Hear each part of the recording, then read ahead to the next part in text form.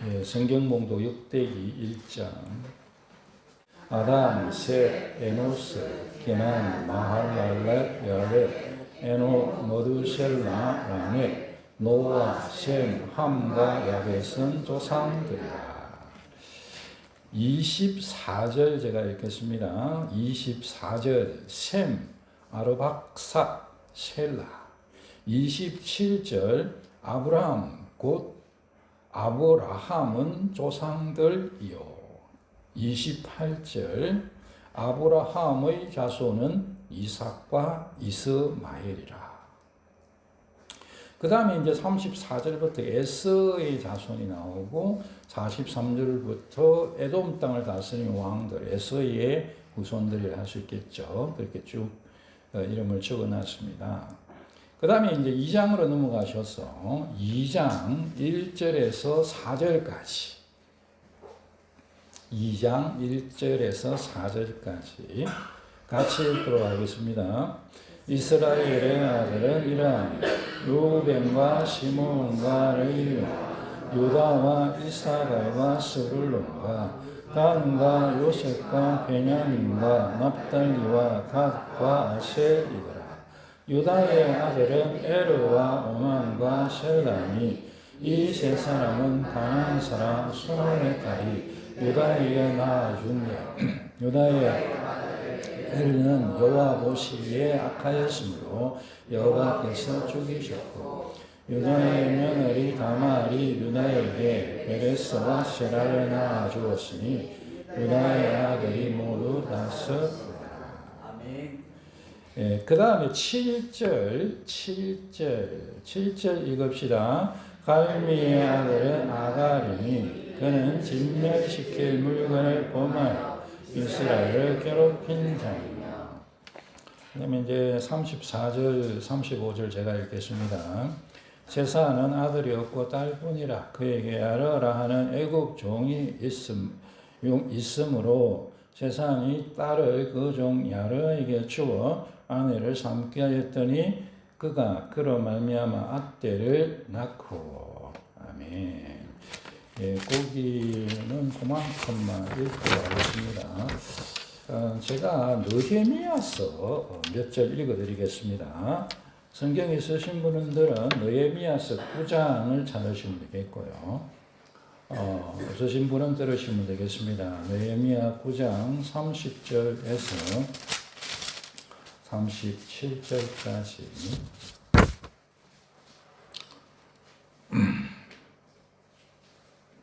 역대기의 배경이 되는 성경이라서 성경의 일타가 이거 같이 한번 읽으면 좋겠다 그런 생각이 들어서 제가 읽어드립니다.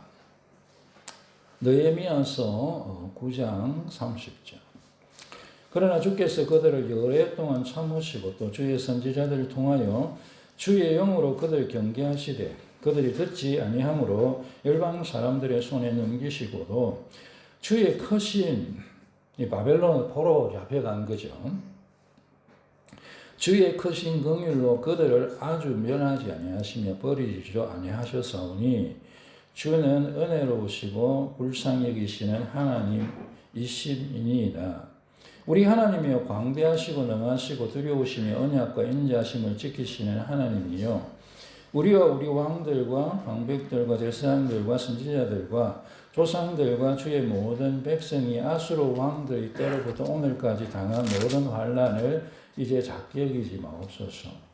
그러나 우리가 당한 모든 일에 주는 공의로우시니 우리는 악을 행하였사오나 주께서는 진실하게 행하셨음이니이다. 우리 왕들과 방백들과 제사장들과 조상들이 주의 율법을 지키지 아니하며 주의 명령과 주께서 그들에게 경계하신 말씀을 순종하지 아니하고 그들이 그 나라와 주께서 그들에게 베푸신 큰 복과 자기 앞에 주신 넓고 기름진 땅을 누리면서도 주를 섬기지 아니하며 악행을 거치지 아니하였으므로 우리가 오늘날 종이 되었는데 곧 주께서 우리 조상들에게 주사 그것이 열매를 먹고 그것이 아름다운 소산을 누리게 하신 땅에서 우리가 종이 되었나이다. 바벨론의 통치를 받고 있는 그런 상황이죠. 여전히 그렇다는 거예요. 우리의 죄로 말미암아 주께서 우리 위에 세우신 이방 왕들이 이 땅의 많은 소산을 얻고 그들이 우리의 몸과 가축을 임의로 관할하오니 우리의 곤란이 심하오며 우리가 이 모든 일로 말미암아 이제 경고한 언약을 세워 기록하고 우리의 방백들과 레위 사람들과 제사장들이 다 임봉하나이다 하였느니라. 바벨론이 잡혀가고 메데파사가 이어지고 거기에서 계속해서 그들의 지배를 받고 있는 그런 상황 가운데서 기반해서 얘기하고 있는 그런 내용이 되겠습니다. 읽었습니다. 족보가 이렇게 적혀 있는 성경의 내용을 보면 일단은 이 큰일 났다. 이게 족보 이거 어떻게 읽어야 되나 말아야 되냐. 아이고 시험을 받을 동. 이게 사람 이름이 계속 읽어야 되냐. 아우 지겨워라.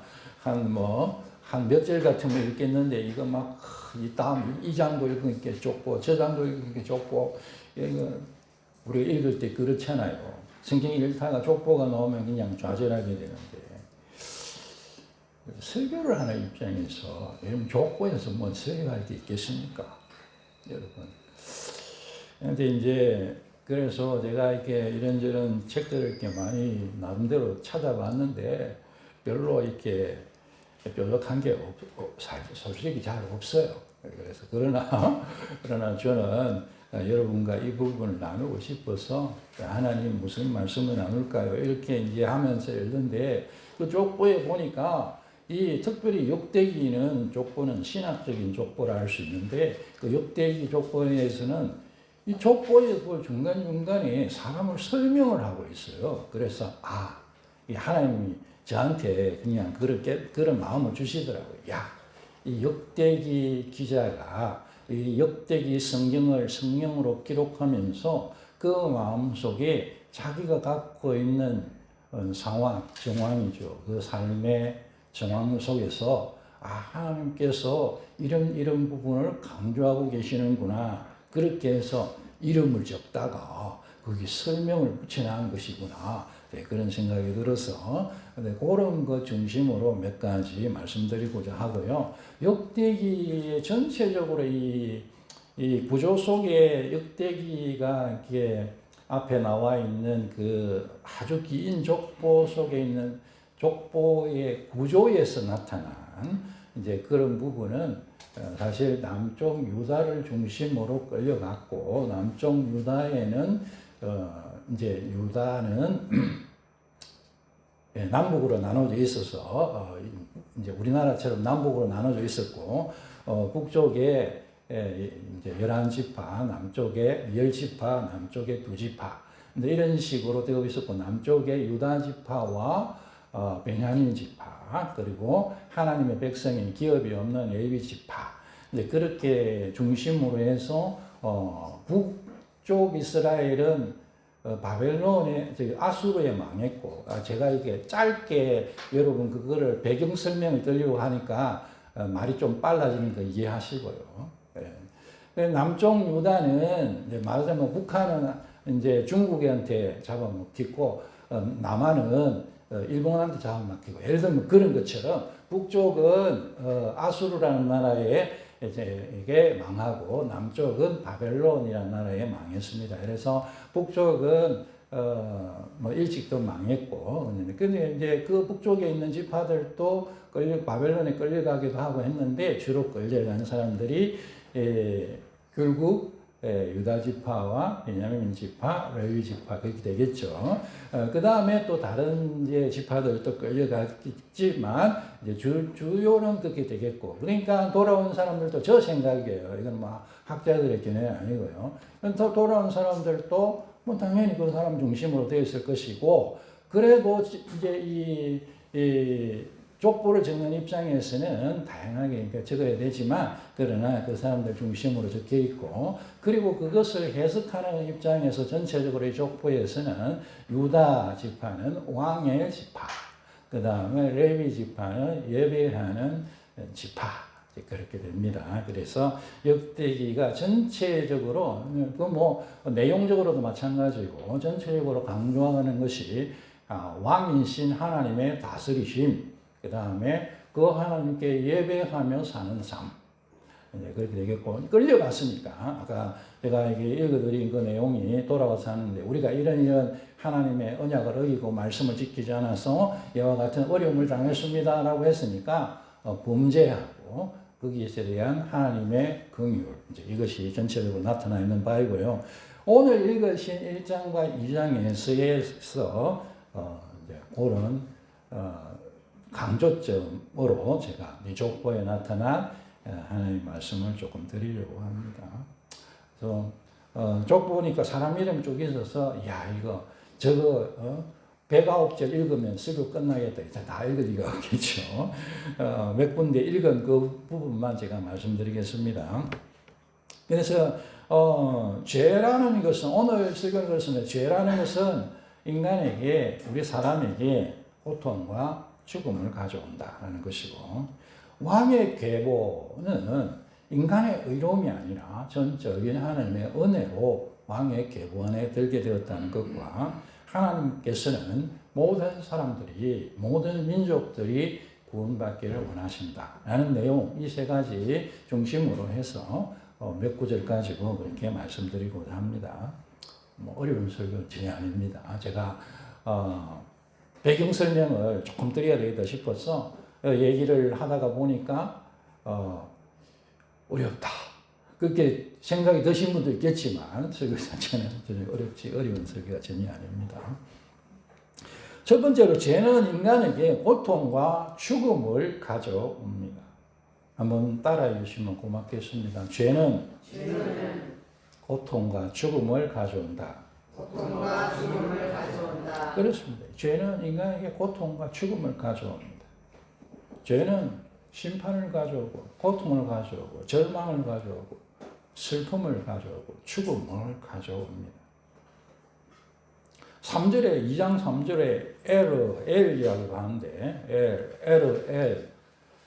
이름이 다른다. 우리 이름이 다른데요. 같은 이름입니다. 그냥, 리얼을 앞에 붙이면 엘이 되고, 리얼을 조금 길게 하면 에르가 되고, 그래서 성경에 엘이라고, 에르, 똑같은 사람이에요. 그래서 이제 왜 이걸 다르게 이렇게 해놨는지 몰라요. 똑똑한 사람들이라 이유가 있겠지만 저는 이해를 못하겠습니다. 이름 그냥 번역하면서 같이 그냥 하면 될 건데, 어떤 데는 에르라 해놓고 어떤 데는 엘이라 해놓고, 우리는 다른 사람이 착각하게 말이야. 같은 사람입니다. 에르, 엘. 유다의 맏아들인데요. 에르는 악함으로 여호와께서 죽이셨다. 악은 죽음을 가져온다. 죄는 죽음을 가져오죠. 하나님의 심판이 임하게 한다라는 거죠. 악함으로 죽임을 당했다. 아까 7절 읽었는데 7절에 아간이 나오는데, 아간은 진멸시킬 물건을 범하여 이스라엘을 괴롭힌 자이다. 그렇게 나와 있습니다. 그래서 여기서 진멸시킬 물건은 하나님의 것이다. 그렇죠?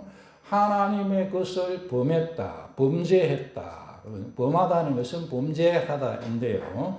하나님의 것을 자기 것으로 취했다. 그것이 진멸시킬 물건을 범했다.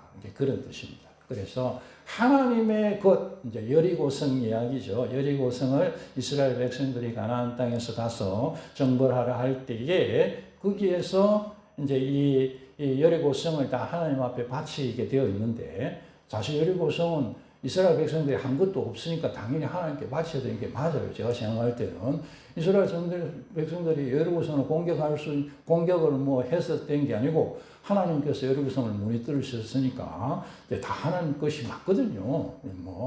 가나안 땅의 첫 성으로 하나님 앞에 드리는 의미도 있고, 우리가 소산의 만물 처음 것을 하나님 앞에 드리잖아요. 근데 그런 뜻으로도 하나님 것이 맞고, 그래서 세상이 하나님 것이라는 입장에서도 그것을 하나님께 드리는 게 맞고, 저는 이래저래 다 맞다고 생각하는데 하여간에 거기에 이제 눈이 어두워가지고 이 아간이 이 검은 보화에 좋은 옷에 그래 이제 그것이 돈하고 금덩어리하고 좋은 옷하고 그렇거든요. 거기에 이제 딱 보니까 그게 여리고 성이 엄청나게 번화한 그런 성이었기 때문에 이제 거기 들어가는데 보니까 그 금덩어리하고 돈구름이하고 엄청난 명품 옷, 세계에서 가장 유명한 명품 옷하고 그래 있으니까 그걸 가지고 슥 해가지고 그렇게 이제 훔치는 하나님 것을 훔친 그 사건인데 그렇게 해서 이스라엘 백성들이 그 다음 그 전쟁에서 대패를 합니다. 많은 사람이 생명을 잃고 피를 흘리고 그래서 이 죄가 아간의 죄가 고통과 죽음을 가져온 그와 같은 사건이 되겠습니다. 우리가 찬송가에 보면 아골골짝 빈들에도 복음 들고 가오리다. 아골골짝 빈들. 그런데 그게 이 세상에 참 어려운 상황들, 그걸 상징을 하죠. 죽음의 골짜기, 이런 걸 상징하는데, 그 아골골짜기의 기원이 아간입니다. 이 아간이라는 사람. 죄라는 것이 이 세상에 고통과 죽음 가져왔다. 아담이 죄를 지었을 때에 아담이 죄를 지은 다음에 죽음이 이 세상 가운데 찾아오게 되죠. 아담이 죄를 짓고 나니까 수치, 부끄러움이 임하고 두려움, 하나님을 두려워하고 죄로 인한 수고와 그리고 죄로 인한 고통이 그리고 죄로 인한 죽음이 찾아왔다. 성경이 분명하게 얘기하고 있는 바예요. 제가 사용한 그 모든 단어가 거기에 다 들어있는 단어입니다. 그리고 이 세상은 가시와 엉겅퀴가 나는 세상이 되었죠. 인생 살기 너무 힘들죠. 이 세상은 너무 왜 이렇게 힘드냐. 사실 죄 때문입니다. 우리 죄 때문에. 죄라는 것이 고통과 죽음을 가져오기 때문에 그렇습니다.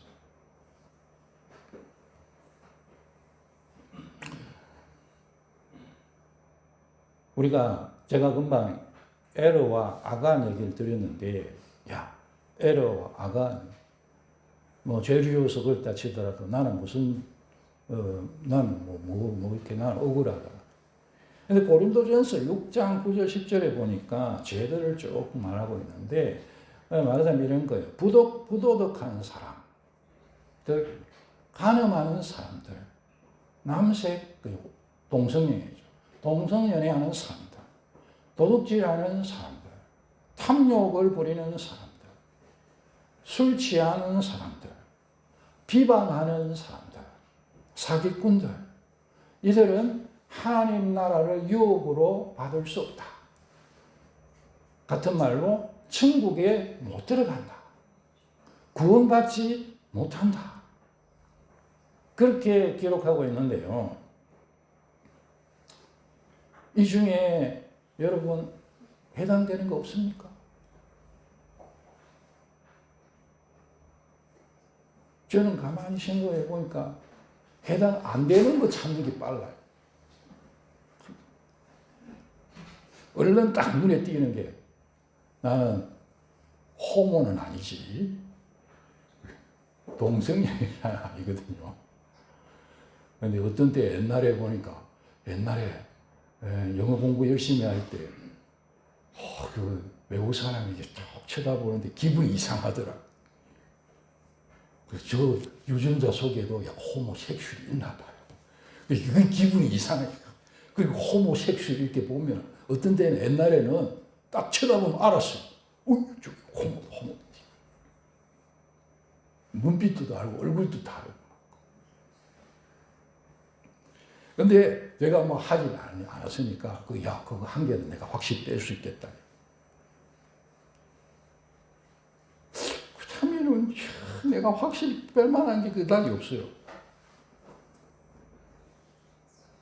여러분 어떠세요? 한두 개는 다 있죠.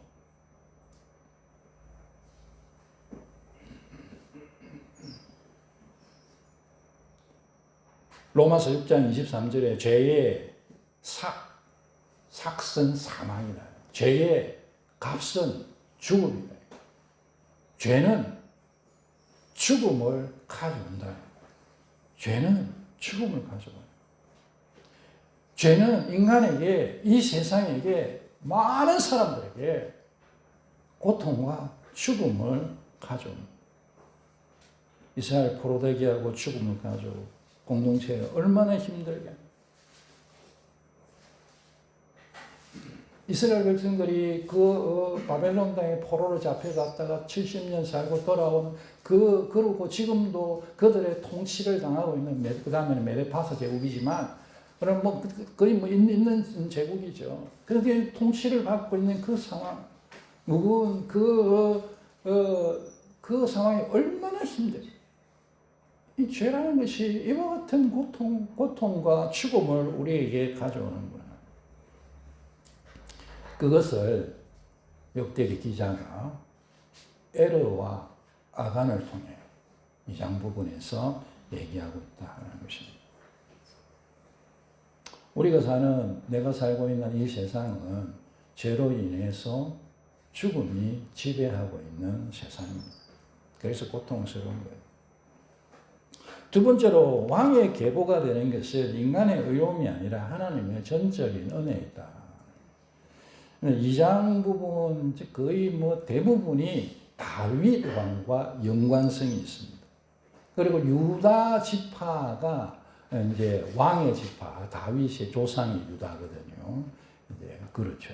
그렇게 해서 그 이야기를 그 지파 이야기를 쭉 기록하고 있는데요.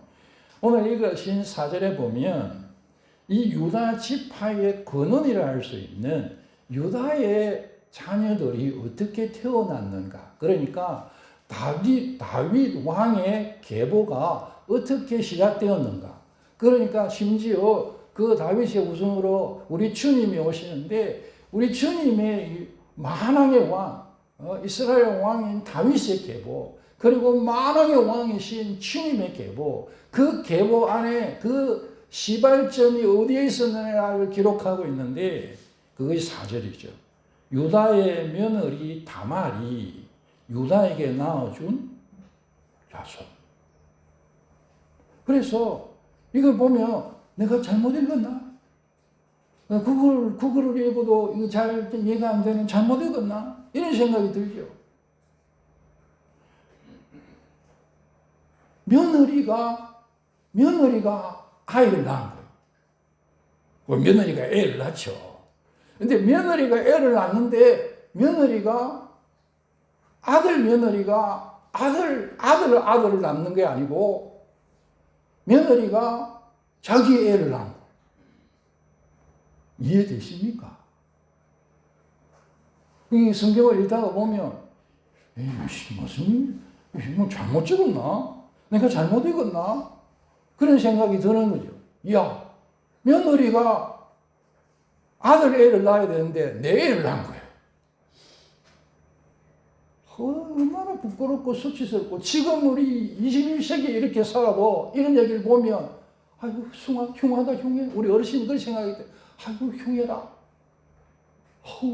어떤 사람들은, 더럽다, 더러워. 그런 생각이 들죠. 그런데, 여러분, 그거를 이 족보에 기록해 놓았고, 그 족보가 누구 족보라고요? 다윗 왕의 족보예요. 우리 주 예수님의 족보예요. 그래서 하나님의 크신 은혜로, 우리가 하나님의 크신 은혜로 왕의 계보가 된다 하는 것을 적나라하게 보여주는 것입니다. 나는 죄인이라 죄 중에서 고통하고 절망 가운데, 슬픔 가운데 살다가 죄의 값인 죽음을 치러야 되는 것이 인생인데, 내 삶인데, 하나님께서 가치 없는 나, 부도덕하고 죄악이 가득 차 있는 욕심이 득실득실 붙어서 술 취하고 비방하고 속이는 나를 왕의 계보가 되게 해주셔서 하나님 나라를 유업으로 얻게 해주시는 크신 은혜를 베풀어 주신다는 거예요. 그것이 유다의 며느리 다말이 유다에게 낳아준 아이를 통하여 다윗 왕이 오는 족보의 이야기입니다. 인간의 죄는 죽음과 고통을 가져오지만 하나님의 은혜는 생명과 구원을 가져다 주는 것입니다.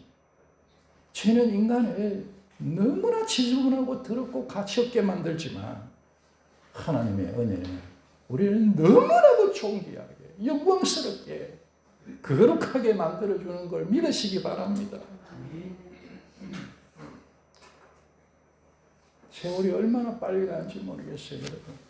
가만히 제가 생각을 해보면 세월이 얼마나 빨리 가는지 모르겠어요. 세월을 살아, 세월을 아끼라, 세월을 살아 하는데 세월이 얼마나 빨리 가는지. 오늘이 3월 29일이잖아요. 3월 29일인데 저는 3월 29일이 저한테 약간 특별한 날입니다. 여러분하고는 아무 상관이 없지만 저는 개인적으로 3월 29일을 잊어버릴 수가 없어요. 그날이 제가 군대 입대한 날입니다.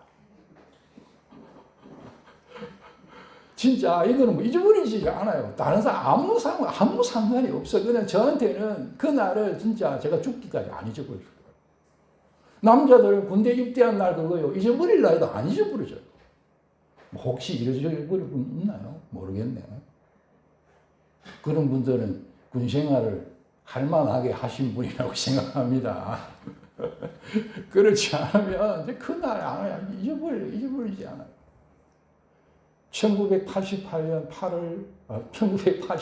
3월 29일 제가 대학교 2학년 시절에 군대에 입대했습니다. 오늘이 2026년 3월 29일. 몇 년이 지났는지 아세요? 38년이 지났더라고요. 38년이 지났어요.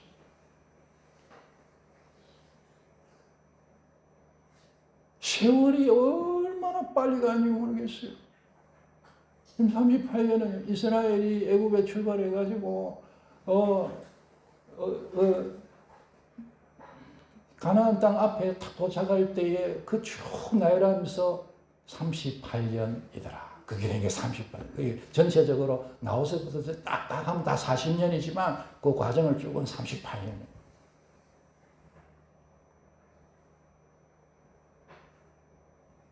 제가 엊그제 같아요, 세월이. 얼마나 세월이 빨리 지나는지. 나는 좀 있다가 그냥 좀 상황 봐서 나는 그래 예수도 믿고 교회도 다니고 신앙생활도 열심히 하고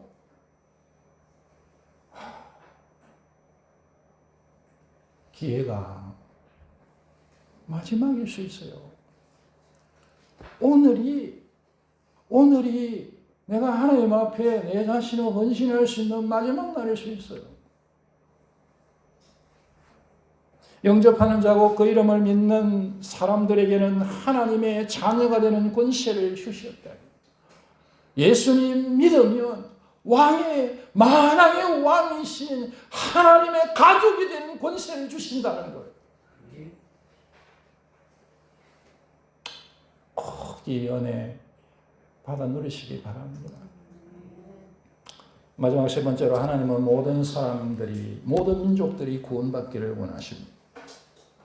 하나님은 신분을 차별하지 않으시고 나라를 차별하지 않으시고 민족들을 차별하지 않으십니다. 하나님은 차별이 없는 분이십니다.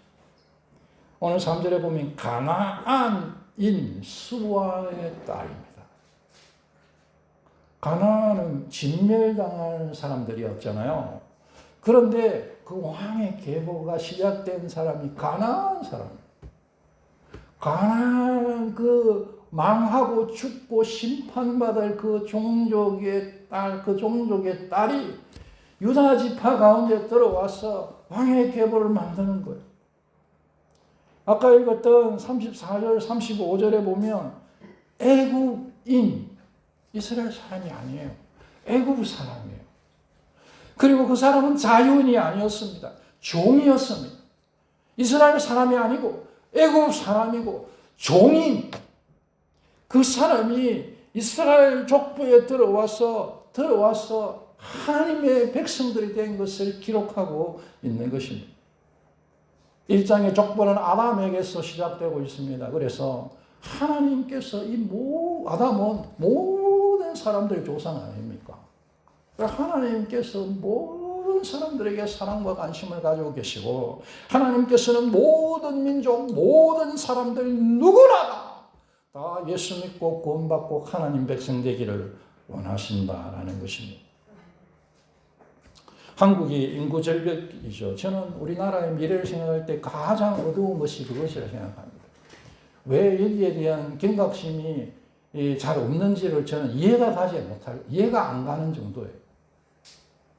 그런데 정책을 하는 사람들도 얼마나 정말 갈급하겠습니까? 그래서 제가 보니까 거의 십몇 년 전부터 이민 정책을 굉장히 열어서 하는 것 같이 보입니다. 적극적으로 해결하는, 저는 이민 정책이 절대로 우리나라의 인구 절벽의 해결점이 될 수 없다고 생각하지만 그런 노력을 해야 되고 그렇게 하는 게 맞죠. 그러다 보니까 이 외국인들이 얼마나 많은지 몰라요. 그 다음에 우리나라가 이게 한류라고 해가지고 우리나라가 문화적으로 이렇게 강해지니까 로제 아시죠? 로제. 예, 어르신들은 모르실 거예요. 로제라는 유명한 가수가 있는데 여러분 그 유명한 가수가요 아파트라는 노래를 불렀어요. 우리는 아파트라면 별빛이 흐르는 그 노래만 군대에서 주야장창 불러가지고 그것만 아파트인데 요즘 그거 아파트 아니고 다른 아파트 아파트 한 노래가 있어요. 이거 아파트 이게 뭐냐 이게 노래 그 전 세계고 얼마나 유명한지 몰라.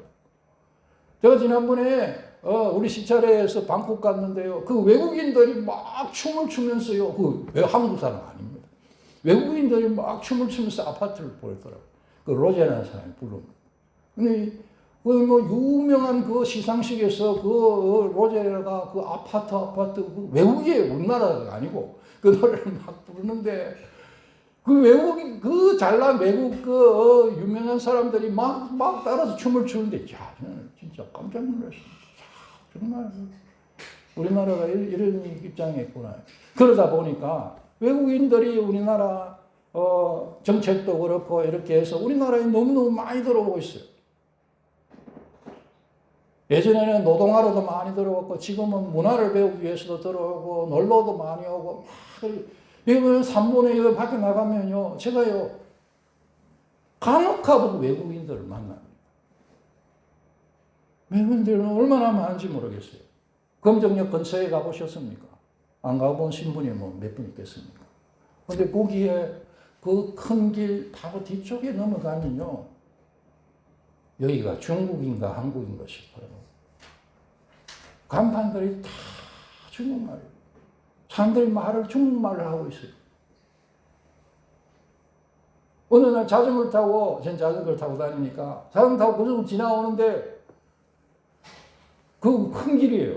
그 검정역에서 큰 길인데 사람들이 이 중국 사람들 특유의 그 머리 형태, 옷 형태가 있거든요. 그럼 저 사람 중국 사람, 저 사람 중국 사람. 우리가 조선족이라는데 조선족들은 스스로가 중국 사람이라고 합니다, 여러분. 우리는 중국 동포라 하지만 자기들은 중국 사람이라고 해요. 아닌 사람도 있겠지만.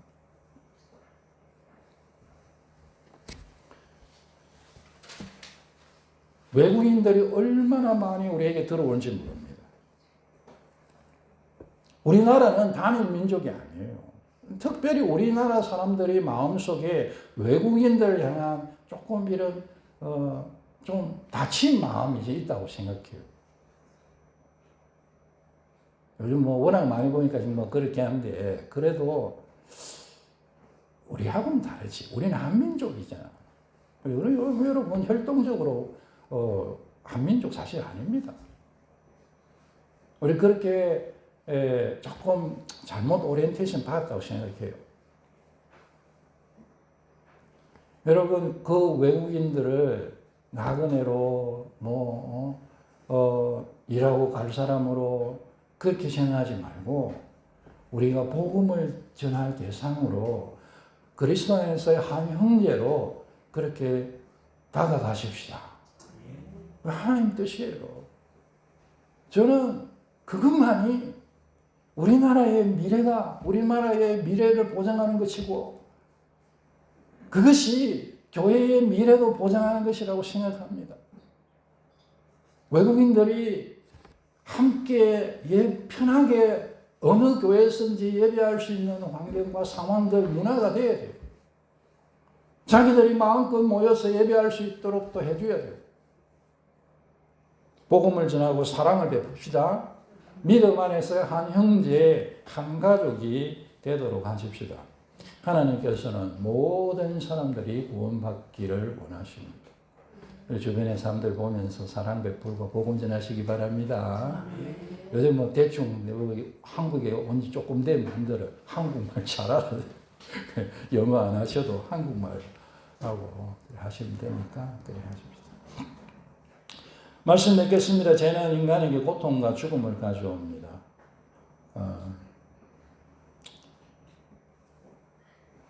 계속 죄 중에 거하지 말고 주님 앞으로 돌아가십시다. 그래서 하나님이 베푸시는 은혜를 꼭 받아 누리시고 하나님 왕의 자녀가 되는 권세를 다 얻고 주께서 우리를 위해서 예비하신 영원한 천국에 들어가는 우리 모두가 되시기를 주의 이름으로 축원합니다.